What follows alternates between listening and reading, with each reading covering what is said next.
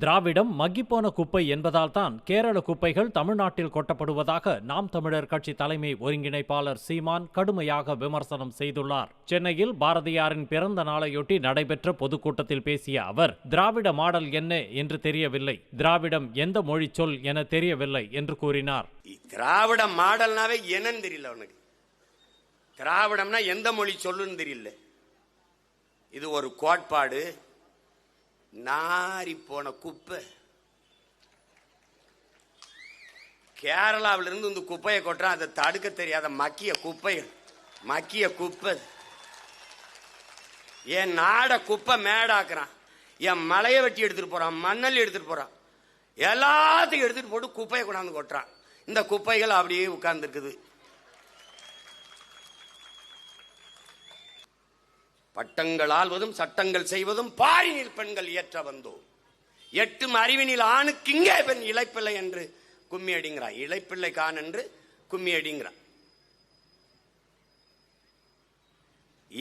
அதனாலதான் அவன் யாரு? காலத்தை உருவாக்கியவன். அவன் இங்க பேசுற 50 விழுக்காடு இருக்கு, அவன் 100 விழுக்காடு சமம். அதேதான் எங்கள் உயிர் தலைவன் கோட்பாடாக கொண்டான். பாரதியின் பேர் என்ன சொல்றான்? ஆணுக்கு பெண் சமம் இல்லை, ஆணும் பெண்ணும் சமம் என்ற கோட்பாட்டை கொண்டு வந்தவன் எங்கள் தலைவன். அதைத்தான் அவன் பிள்ளைகள் நாங்கள் பின்பற்றுகிறோம். இந்த பெரும்பாவளனினுடைய வழிவந்த புரட்சி பாவலன் சொல்ற பெண்ணுக்கு பேச்சுரிமை வேண்டாம் என்கிறீரோ?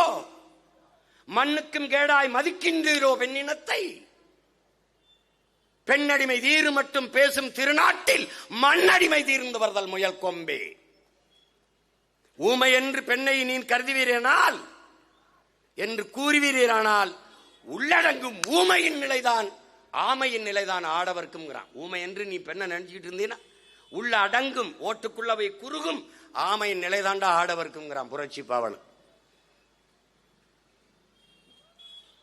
என்னென்ன நினைக்கிற? இந்திய துணைக்கண்டத்திலே ஒரு அரசியல் இயக்கம் 117 இடம் பெண்களுக்கு, 117 இடம் ஆண்களுக்கு சம வாய்ப்பை கொடுக்கிற அரசியல் இயக்கம்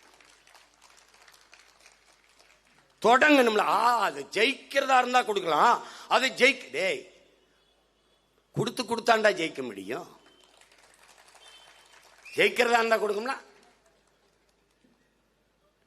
நான் கொடுத்து ஜெயிச்சிட்டேன்னா என்ன பண்ணுவேன்?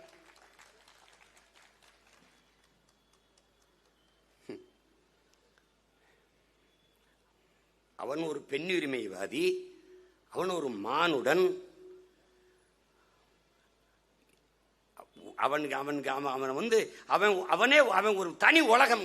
அவன் ஒரு தனி உலகம். என் தம்பி கார்த்திகை செல்வன் சொல்ற மாதிரி அவன் அன்றைய அரக்கிருக்கேன், இன்றைய அரக்கிருக்கேன்.